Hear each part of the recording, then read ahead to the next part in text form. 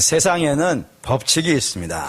어떤 법칙이냐면 공기보다 무거운 것은요 반드시 위에서부터 아래로 높은 곳에서 낮은 곳으로 반드시 떨어지게 되어 있다 이겁니다. 뭐 예를 든다면 물도 그렇죠.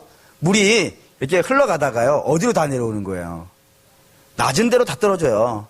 그러니까 낮은 데로 떨어지는 것 중에 제일 멋있는 떨어짐이 있지 않습니까? 폭포. 반드시 물은 위에서부터 아래로 떨어진다 이거예요. 물만 떨어지는 것이 아니고 공도 떨어집니다. 공도 이렇게 비탈길에다가 탁 떨어뜨리잖아요. 그러면 내가 너 밑으로 내려가 있어라고 얘기하지 않아도요. 지가 알아서 쫄쫄쫄 굴러가서 저기 제일 밑에까지 내려가야 멈춘 데 되어진다 이겁니다. 근데 그건 바람도 그렇대요. 바람도 이게 부는데 아무 뭐 개념 없이 걔네들도 불지 않고 걔네들도 원칙이 있다는 거예요. 어떻게 하냐면 고기압에서부터 저기압으로. 항상 모든 것은 높은 곳에서부터 낮은 곳으로 떨어져 가고 흘러가는 것이 이 땅에 있는 불변의 법칙입니다. 그거 시키지 않아도 그렇게 되고요. 자연스럽게 그렇게 됩니다. 그런데 만약에 이 자연스러운 법칙을 바꾸려고 그러면 어떻게 되는지 아세요? 바꿔야 돼. 힘이 들어가야 돼요. 예를 든다면 떨어지는 물을 거꾸로 기어 올리려고 그러면요. 그냥은 안 되죠. 올라가세요 하면 올라가나요? 안 올라가고 거기에 뭘 달아놔야 돼요. 그렇죠? 펌프를 달아놔야 돼요. 펌프를 달아서 물을 끌어올리지 전에는 물은 거꾸로 가지 않아요. 공도 그렇죠. 공도 떨어지는 공을 내버려두면 밑으로만 가는데 거꾸로 올리려고 그러면요. 누가 발로 차야 돼요. 그래서 발로 뻥 차든지 손으로 들고 던져줘야 돼요. 바람도 그렇습니다. 바람도 이쪽으로 부는 바람을 저쪽으로 흘러가게 하려면요. 목사님 그런 방법이 있나요? 봤어요. 이따만한 선풍기 갖다 놓는 거예요. 그래서 어마어마한 바람을 불게 하면은 그것이 역전이 되어가지고 거꾸로 흘러간다 이겁니다. 이게 이 세상에 있는 원칙이에요. 그러면 이런 원칙은 어떨까요? 죄인이 있습니다. 죄인은 의를 행하기가 쉬울까요? 아니면 죄를 짓기 쉬울까요? 늘 이 얘기하는 거니까 이제 뭐 잘하실 거라고 생각합니다. 죄인은 그냥 내버려두면요. 죄 져요, 그냥. 그게 본성적으로 져요. 그게 자연스러워요. 그쪽으로 흘러가게 돼 있단 말입니다. 근데 그 죄인으로 하여금 의를 행하게 하려면요. 보통 복잡한 문제가 생기는 게 아니에요. 예를 들면 뭐부터 있어야 돼요? 주께서 죽으셔야 돼요. 그래서 죄의 사슬을 주의 보혈로 끊어주셔야 되고 그리고 그 죄의 사슬에서 끊어진 자들이 성령에 의해서요. 거듭나고 새로워져야 돼요. 그리고 또 그렇게 새롭게 되어진 백성에게 하나님의 말씀이 어떻게 돼야 돼요? 공급돼야 돼요. 그것도 어느 날은 공급되어지고 어느 날은 공급 안 되고 그러면 되겠어요? 안 되겠어요? 갑자기 왜 무거워지기 시작하십니까? 하나님 말씀 어떻게 들어가야 되는 거예요? 계속 들어가야 돼요. 지속적으로 들어가야 돼요. 그 다음에 또 기도도 해야 돼요. 기도도 얼마만큼 해야 돼요? 잘 아시는군요. 잘 아시는 거예요. 기도도 쉬지 않고 기도를 해야 돼요. 그래서 하나님의 도움을 받아야 된단 말입니다. 그래서 하나님의 도움을 받으면 반드시 어떤 일이 벌어져요? 내가 하고 싶어져요. 하나님 내 마음을 주장하시기 때문에 내가 그걸 하고 싶어진단 말입니다. 그리고 하고 싶어진 것을 부지런히 해요. 근데 이렇게 부지런히 하는데도 불구하고 간혹은 어떤 일이 벌어져요? 다시 넘어진단 말이에요. 그때 넘어질 때 나는 안 되나 봐 하고 포기하는 것이 아니고 그 다음에 뭐 하는 거예요? 다시 회개하면서 다시 은혜를 받으면서 그렇게 한 걸음 한 걸음 그렇게 건너가고 앞으로 나아가는 것이 성도가 살아가는 방식이라 이겁니다. 그게 의를 향하는 방식이라 이거예요. 그렇기 때문에 만만한 게 아니에요. 그렇게 해서 죄인이 그렇게 하나가 변화되어져서 믿음의 길을 간다는 건 만만한 게 아닙니다. 근데 오늘 여러분과 제가 읽은 본문에 이제 그런 내용이 들어있는 거예요. 아버지가, 어머니가, 부모라고 합시다. 부모가 아들을 불러다 놓고 권면을 하는 겁니다. 뭐라고 권면하냐면 아들아, 너 하나님의 말씀을 귀담아 듣고 그 말씀을 따르고 그 말씀을 마음에 새기고 그렇게 믿음으로 가야 된다. 이거 꼭 기억해야 된다라고 계속해서 이야기를 하면서 오늘 여기다가 또 다른 이야기 하나 붙여놨어요. 뭘 붙여놨냐면 너는 하나님의 말은 가슴에 막 철필로 새기면서 그렇게 마음에 새겨야겠지만 절대로 들으면 안 되는 말이 있더라는 거예요. 너는 절대로 들으면 안 돼. 듣는 것은 고사하고 그가 살고 있는 집 앞도 지나가지 말며 설사 지나가게 될 때 누가 떠들면 들으려고 하지도 마라 라고 하는 그런 말이 하나가 있더라는 말입니다. 그게 뭐죠? 그게 음료의 말이다 라고 되어 있습니다. 음료의 말이다. 성경에서 음료의 말이라고 하면은 이제 여러분들이 지난번에 제가 한번 말씀을 드렸어요. 여성을 비하하려고 하는 말이 결단코 아니라는 거죠. 근데 그럼에도 불구하고 악한 자를 음녀라고 표현하는 이유가 있다 그랬죠. 왜 그렇다 그랬습니까? 부모가 아들한테 얘기한 거기 때문에라고 그랬어요. 그래서 이제 반대로도 얘기했지 않습니까? 만약에 부모가 딸에게 이야기한 건 뭐라 그랬을 거라고요? 제비가 그랬을 거라고. 근데 또 다른 게 하나가 생각이 났어요. 갑자기 얼마 전에 생각이 났어요. 이게 뭐냐면, 딸에게 부모가 항상 조심하라는 거 있지 않습니까? 뭘 조심하라 그래요? 남자를 조심해야 된다. 왜요? 남자는 늑대다. 그거 안 배우셨습니까? 그럼 이제 딸이 그러죠, 항상. 아빠도 남자네? 그 아빠가 유명한, 아주 역사에 길이길이 남을 유명한 말을 하나 했죠. 뭐예요? 아빠 빼고 다 늑대. 나름대로 굉장히 재밌다고 생각했는데, 아쉽긴 하지만 이 정도로 끝내겠습니다. 어쨌든 그런 거예요. 여성을 비하하려는 의도는 전혀 없고, 단지 아들에게 이야기했기 때문에. 특별히 모든 아들들에게 제일 위험한 것. 바로 이렇게 음녀가 와서 그의 귀에 대고 이야기하는 것. 거기에 걸려 들어갈 확률이 높다 이겁니다. 그래서 그 말을 듣지 말라라는 것이죠. 근데 그 말을 왜 이렇게 음료의 말을 듣지 말라고 이렇게 간곡하게 이야기하냐면 3절 때문입니다. 3절 읽어볼게요. 3절 읽습니다. 대저 음녀의 입술은 꿀에 떨어뜨리며 그의 입은 기름보다 미끄러우니라. 음녀의 말이 어떻게 들린다고요? 꿀 같고 기름 같다 이거예요. 꿀이라는 건 달콤한 것의 상징일 것이고 기름은 번지르르한 것의 상징일 겁니다. 그러니까 음녀가 와서 아들 귀에다가 이렇게 이야기하는 것이 꿀같이 달콤하고 기름같이 그냥 윤기가 줄줄줄 흘러가고 있기 때문에 그런 거예요. 그런데 그럼 이런 말씀 하시겠죠. 목사님, 꿀처럼 달콤하고 기름처럼 번지르르 하면은 그거 좋은 것 아니겠습니까? 라고 이야기하실 수도 있겠다라는 생각이 들어갑니다. 그런데 그것은 실제로 달콤하거나 실제로 번지르르 한 것이 아니고요. 그렇게 보인다 이거예요. 누구에게요? 우리가 지금 쭉 이야기해 봤지 않습니까? 누구에게 그게 자연스럽게 들리고 누구에게 그것이 당연한 것처럼 들리냔 말이에요. 죄인이기 때문에 그래요. 죄인이기 때문에 그 말이 너무나도 달콤하게 들리고 너무나도 기름져 보인단 말이에요. 그래서 달콤하고 기름지기 때문에 본능적으로 거기에 끌려가는 일이 자꾸 발생이 되어진단 말입니다. 그러면 이제 이런 분들 계실 거예요. 목사님, 저는 죄가 저를 유혹해도 안 끌려갑니다. 라고 말씀하실 분이 있을지 모르겠어요. 근데 안 끌려가시는 경우가 있어요. 두 가지 경우가 있으면 이제 안 끌려가게 됩니다. 첫째는 어떤 경우냐면 어떤 경우겠어요? 죄를 안 만나보면, 그러니까 유혹을 안 만나봐서 그래요. 예를 들면 이런 이야기 있죠. 황진이 일화에 있는 이야기인데 황진이가 살고 있던 것이 이제 개성인가? 개성에 유명한 선사가 있었어요. 10년을 면벽 수행을 해가지고 득도한 사람이에요. 그래서 동네 사람들이 저분은 생불이다 라고 불렸던 그런 유명한 선사가 하나 있으니 그 이름이 지족선사. 이름은 들어보셨는지 모르겠습니다. 지족선사라는 분이 있는 거예요. 그 이야기를 누가 들었냐면 황진이가 딱 들은 겁니다. 그러고 나서 유명한 말을 한마디를 한 거예요. 저 지족선사가 저렇게 고고하게 생불의 역할을 할 수 있었던 이유는 뭐라고요? 나를 안 만났다 이거예요. 나를 만났으면 저 사람도 한 칼에 넘어진다. 그리고 그걸 이제 실험을 하기로 결심을 했습니다.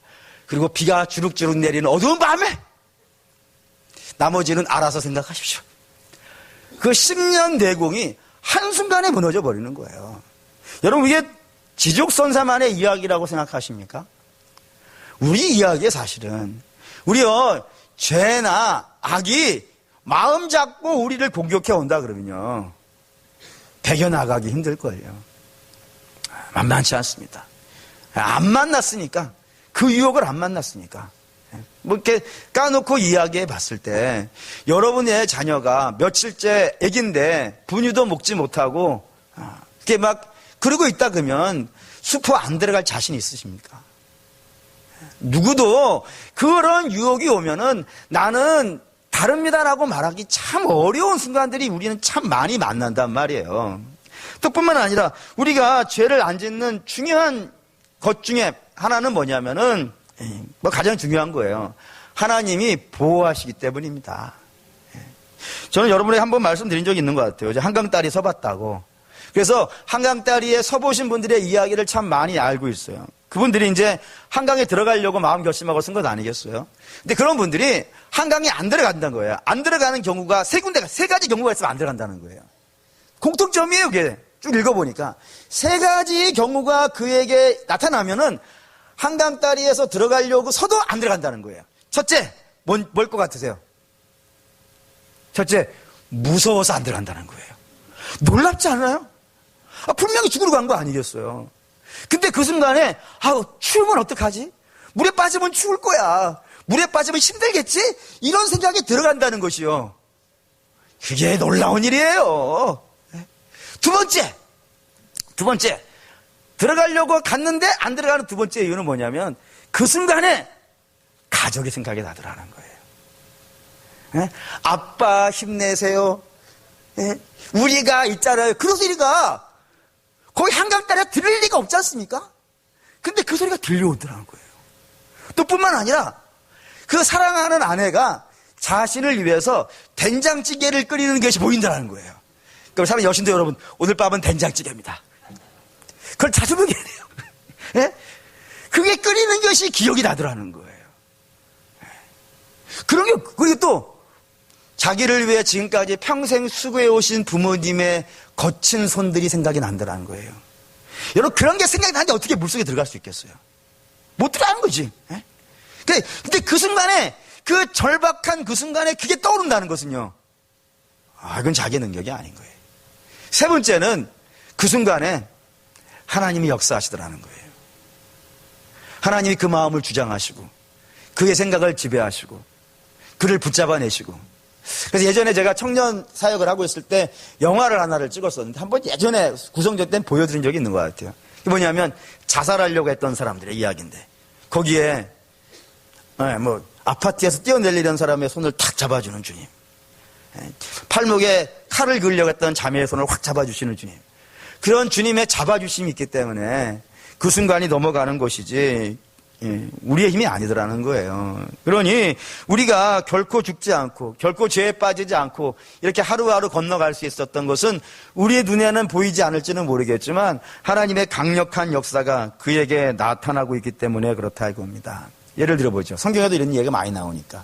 예를 들어서 다윗이 사울을 죽이려고 그 동굴에 들어가요. 모두가 다 그렇게 하자 그랬어요.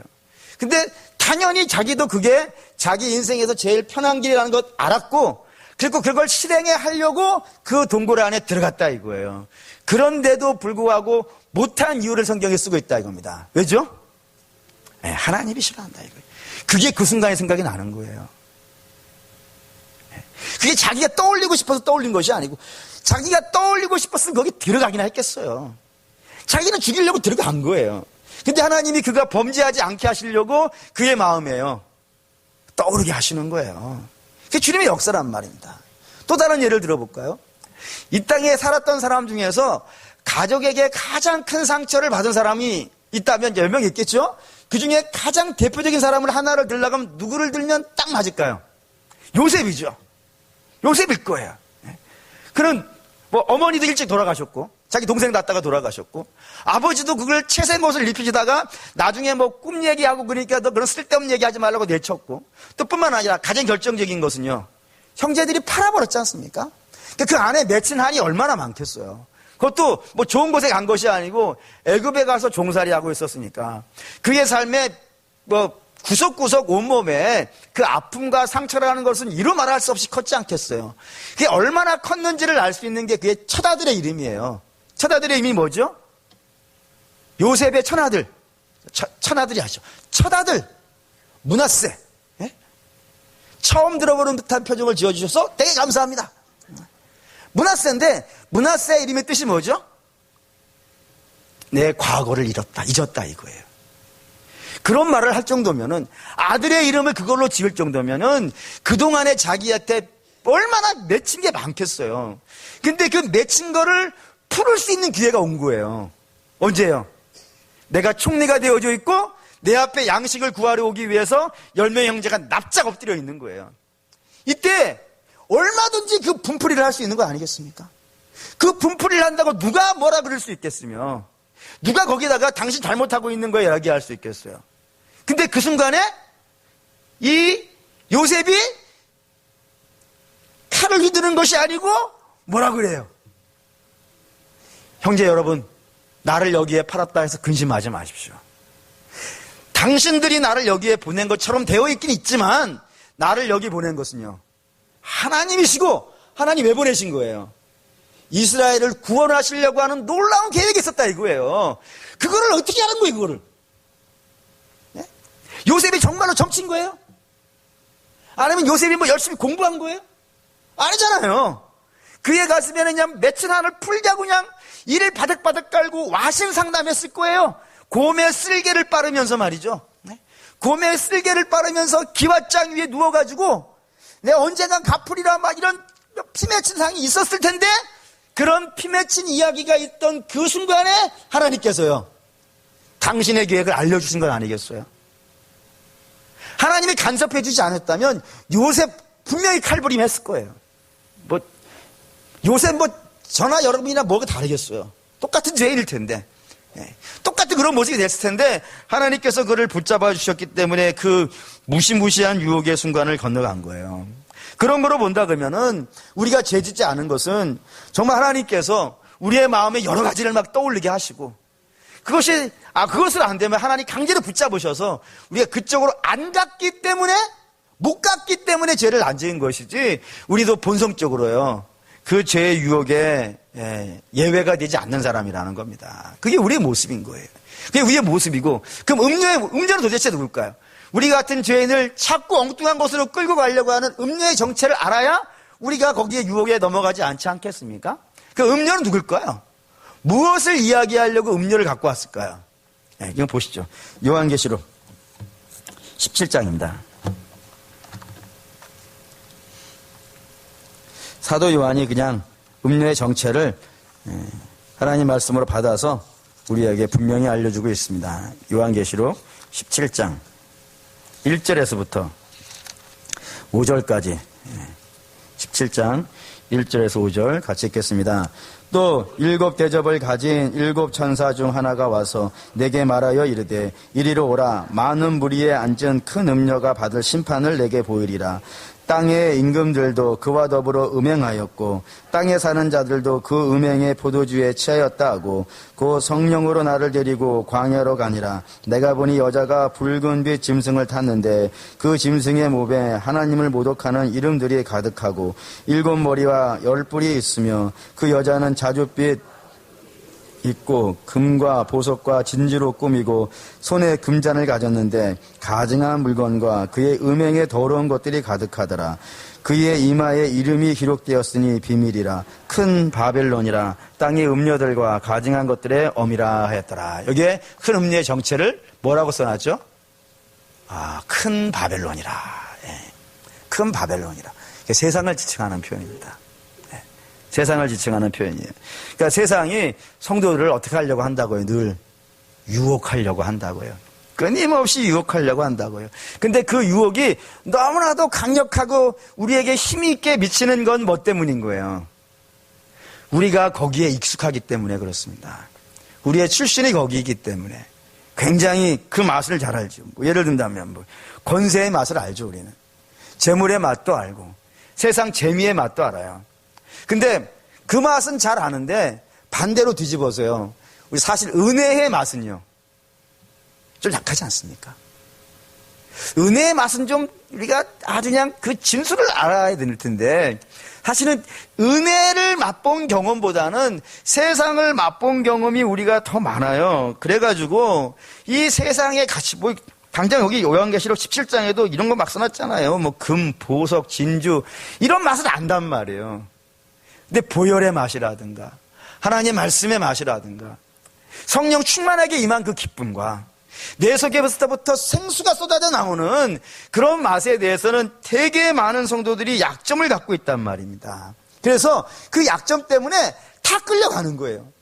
이런 금 보여주고 음 보여주고 진주 보여주고 뭐 화려한 거 보여주고 세상의 재미와 즐거움과 뭐 롤러코스터 있지 않습니까? 윙 올라다 뚝 떨어지고 이러는 거예요. 그런 것들 맛보여주고 보여주면은 이러고 간단 말이에요.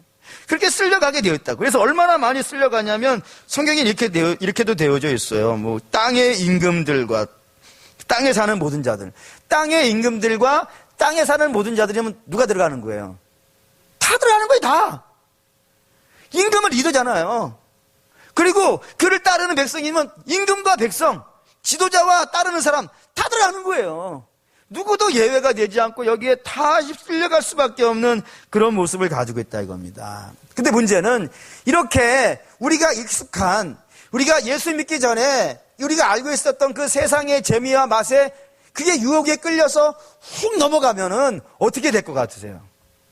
성경은 이 부분을 굉장히 자세하게 이야기하고 있어요. 한번 볼까요? 5절. 아까 17장 5절. 잠언 6장. 5장. 잠언 6장. 5장 6절. 5장 4절입니다. 5장 4절 한번 읽겠습니다. 나중은 쑥같이 쓰고 두 날 가진 칼같이 날카로우며, 이 세상의 유혹에 빠져서 그 엉뚱한 길로 가게 되어지면은 처음에는 유혹할 때는 뭐였다고요? 꿀이었다니까요. 근데 실제로 그게 꿀이라고 생각해서 뛰어들면 그때부터 무슨 맛을 느끼는 거예요? 쑥이 나니까요, 그게. 그걸 속은 거지. 그리고 두 날 가진 칼이라고, 두 날 가진 검이라고 하는 것은 이게 성경이 쓰는 독특한 표현인데 이런 거예요. 이쪽으로 이렇게 찔려도 찔리고 이쪽으로 찔려도 찔리고. 이해되시나요? 그러니까 이렇게 해도 문제고 저렇게 해도 문제고, 세상을 따라가는 길이 잘 돼도 문제고 못 돼도 문제고. 안 그래요? 그렇지 않습니까? 세상에는 거기가 복이 없으니까 우리가 생각할 때 내가 이렇게 되면은, 예를 들어서 얼마 전에 본 TV에서 본 건데 뭐였냐면은 복권 맞은 사람이 저기 이러고 있었어요. 심각하던데. 우리 로또 맞으면 인생 풀릴 거라 생각하죠. 근데 그쪽으로 왔다가 찔리는 거예요. 그럼 안 맞으면 잘 될 것 같으세요? 안 맞으면 굶어야 되잖아요. 이쪽도 문제고 저쪽도 문제예요. 그걸 양날 가진 검이라고 성경이 표현한단 말입니다. 그러니까 이쪽으로 가도 문제고 저쪽으로 가도 문제고, 이렇게 해도 문제고 저렇게 해도 문제고, 이렇게 된다 이거예요. 가는 길이 뿐만 아니라 가는 길이 힘들고 어려워도 그 끝이라도 좋으면요, 갈만하지 않습니까? 뭐 고진감대 이런 말도 있잖아요. 가는 길이라도 힘들면은 결과라도 괜찮으면 갈만한데, 이 결과도 이렇게 나와 있어요. 결과 보시죠. 5절 읽겠습니다. 그의 발은 사지로 내려가며 그의 걸음은 스올로 내려가나니. 그렇게 고생 해가지고 도착한 곳이 어디였다고요? 사지고요, 스올이었다 이거예요. 여기 사지라는 것이 히브리어로 뭐라 하냐면 마웨트라고 그러는데, 마웨트라는 건 뭐냐면 생명 없음이에요. 생명이 없어요. 그리고 스올은 여러분 뭐 잘 아시는 지옥이에요. 죽은 자들이 심판받으려고 가는 곳. 그러니까 고생 해가지고 그리고 간 곳이 어디였다는 거예요? 멸망이 없다. 그렇다 이거예요. 근데 그럼 이렇게 생각하시죠.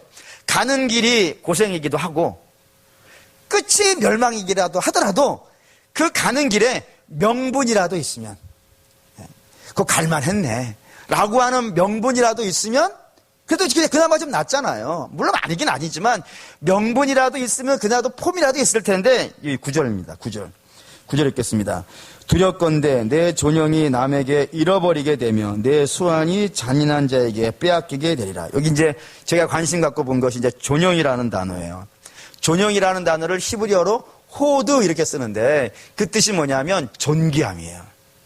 다시 말하면 세상의 말을 듣고 성도가 하나님 말을 듣는 것이 아니고 세상의 말을 듣고 그 재미와 그 영광을 쫓아서 가면은 가는 길도 고생이고 그 결과도요 멸망인데, 가장 더 비참한 건 뭐냐면 그 가는 중에 명분도 없더라 이거예요.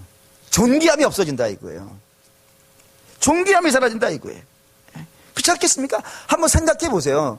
예를 들어서 목사를 한번 봅시다. 목사가 있는데 이 사람이 이 아주 못된 짓만 골라서 하는 거예요. 세상 사람들이 못된 짓 하는 것과 목사가 못된 짓 하는 것 어디가 더 지저분해 보이세요? 저는 목사라고 해도 여러분 목사님이라 가지고 할렐루야겠죠? 어느 쪽이 더 심각해 보여요? 그럼 목사만 심각해 보일까요? 성도는 괜찮아 보이나요? 마찬가지예요. 여러분 성도가 언제 영광스럽습니까? 성도의 영광을 세상의 부와 이런 걸로 비교하지 마십시오. 만약에 그런 걸로 비교한다면 우리 주님이 제일 불쌍한 분이에요. 왜죠? 우리 주님 이렇게 말씀하셨잖아요. 인자는 머리 들 것도 없다고요. 우리 주님 제일 불쌍한 거 아니겠어요? 주님의 제자들 12명 보세요. 그 주님의 제자들 중에 그 끝이 그냥 평탄한 죽임이라도 있었던가요? 없었잖아요. 우리가 제일 부러워하는 분들이 세상 영광하고는 거리가 멀잖아요. 그러니 물론 하나님께서 영광을 주실 수 있어요. 재물도 주실 수 있고 뭐 생명도 길게 주실 수 있고 또 뭐 세상의 지위도 높게 해주실 수 있어요. 그런데 그것이 성도의 영광은 아닌 거예요. 성도의 영광은 뭔 거야? 내가 예수 믿고 그 예수님의 인도하신 대로 가는 거예요. 이게 영광이라니까요. 그걸 부러워하셔야 돼요. 누가 잘 됐다는 걸 부러워하지 마세요. 잘 되는 거는 오늘은 저 사람이 잘 됐으면 내일은 내가 잘 될 수 있는 거예요. 그거는 오르락내리락 하는 거예요. 즉 이스라엘 뭐 우리 앞으로 이제 가겠지만 이스라엘이 참 성경을 공부하기 좋은 것 중에 하나가 뭐냐면 그 땅 자체가 도화지 같아요. 그러니까 성경의 내용들이 도화지처럼 그려져 있어요. 예를 들면 이스라엘은 두 종류의 땅이라고 되어 있어요. 두 종류의 땅. 땅이 두 개밖에 없대요. 하나는 뭐겠어요? 하나는 골짜기, 하나는 산, 두 개밖에 없어요. 왜 거기다 갖다 놨겠어요? 인생 그런 거야. 좋을 때가 있고 안 좋을 때가 있어. 근데 그 좋은 것이 좋은 것이 아니고 안 좋은 것이 안 좋은 것이 아니고 꼭대기에 있으면 좋을 수도 있잖아요. 근데 꼭대기에 있기 때문에 힘들 수도 있어요. 낮은 데 가면요. 낮은 데 가서 열받을 수도 있지만 낮은 데기 때문에 안전할 수도 있는 거예요. 세상은 그래요. 좋기도 하고 나쁘기도 하고 좋기도 하고 나쁘기도 하고 언제까지요? 하나님 나라에 갈 때까지 계속 그럴 거예요. 네. 그러니까 그런 데다 소망 두지 마시고 우리가 정말로 부러워야 되는 것은 하나님과 교통하는 분을 보면 부러워야 돼요. 하나님 말씀을 읽었는데 그 말씀을 읽으면서 감동하는 부분 하나님 저도 언젠가는 저런 감동이 좀 있었으면 좋겠습니다. 뭐 기도할 때 막 벅찬 거 보면은 저도 하나님 저런 왜 그런 고민을 안 하는지 모르겠어요. 젊은 사람들이 그거 있지 않습니까? 뭐 예를 들어서 여자친구나 남자친구하고 쭉 걸어가면은 부러워하죠. 안 부럽습니까? 부럽잖아요? 그게 부러우면 왜 하나님과 함께 동행하는 걸 왜 안 부러울까? 신비롭지 않아요? 이게 더 부러워야 되는 거예요. 남자친구는 열받게 뿌리지 않았습니까? 그래서 이런 얘기 있다잖아요. 할아버지 할머니가 뭐 장수맛에 나와가지고 문제 마치는데 할머니가 할아버지한테 문제를 낸 거예요. 당신하고 나 사이 했더니 할아버지가 천생연분 그랬더니 뭐라 그랬어요? 그거 말고 뭐라 했더라? 당신하고 나 사이 뭐 답으로 하죠 그냥.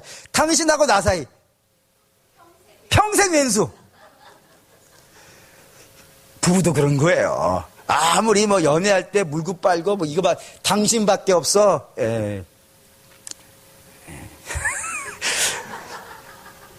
좋을 때가 있고요 안 좋을 때도 있다는 얘기예요. 근데 우리 찬양 그거 있지 않습니까? 하나님은 실수하지 않으시는 분, 항상 좋으신 분, 그렇지 않습니까? 근데 왜 그 하나님과 동행하고 있는 것은 어찌 그렇게 안 부러워할까? 그 하나님 말씀 듣는 걸 하나님 말씀을 그렇게 잘 읽고 재밌어하고 그게 왜 안 부러울까? 왜 기도하는 모습이 안 부러울까? 왜 찬양하는 게 왜 안 부러울까? 그 예배 드리는 게 왜 안 부러울까? 왜 예배 드리는 자리에 앉아가지고 놀러 가는 사람이 부러울까? 놀랍지 않습니까? 이게 더 놀라운 거예요. 좋은 거를 좋은 거로 못 보고 안 좋은 거를 좋은 거로 보고 있는 게 그게 우리 본성이기 때문에 그렇습니다. 그래서 우리 정말 많이 기도해야 되는 거예요. 그래서 사랑하는 우리 믿음의 성도 여러분, 성도는 길이 달라요. 성도는 세상을 쫓아가는 것은 절대로 좋은 길이 아니에요. 그거는 멸망으로 가는 사람에게 좋은 길일지 모르겠어요. 근데 우리는 의로 가는 자이고 하나님께로 가는 자이기 때문에 우리에게 정말 귀하게 들려야 되는 건 뭐인 거예요? 하나님의 말씀이. 마치 뭐 이런 얘기로 써놨어요. 용에게 여의주가 있어야 승천하듯이 성도에게도 다른 것이 저를 복되게 하지 않습니다. 하나님의 말씀이 저를 복되게 하고 하나님과의 관계가 저를 복되게 하고 그렇다는 것입니다. 그래서 이제 그렇습니다. 그래서 뭐 마지막 결론을 뭘로 할까 굉장히 고민을 했는데 그냥 찬양 하나 같이 좀 부르면 좋겠다는 생각이 들었어요. 제목이 No Turning Back인데 노는 노죠. 노 아니다는 것이고 터닝은 돌아선다는 거죠. 백 옛날로 돌아가지 않겠다 이거예요. 그런 가사인데 그중에 2절이 마음에 너무 많이 와닿아가지고 갖고 왔어요. 여기 2절이 뭐라고 되어 있냐면 세상 등지고 십자가 보내. 세상 등지고 십자가 보내. 세상 등지고 십자가 보내. 뒤돌아서지 않겠네. 이런 노래예요. 아시는 노래에 불있지만 이제 다른 걸로 붙어 있는데 우리 찬양 제가 뭐 노래 잘 못하니까 우리 찬양단과 마라나타 찬양단과 함께 이 주님 뜻대로 살기로 했네. 이런 노래예요. 이거 부르면서 1절하고 3절만 우리가 부르면서 하나님 옛날로 돌아가지 않게 해주십시오. 옛날에는 음녀가 하는 이야기들이 너무 달콤했다면은 지금은 그 말은 정말 추하게 들리게 해주시고 하나님의 음성만 내게 꿀같이 들리게 해주십시오. 하나님 세상 등지고 십자가 보기 원합니다. 점점점 세월 지나갈수록 세상 등지고 십자가 보기 원합니다. 뭐 이런 마음으로 1절하고 3절 좀 드리죠.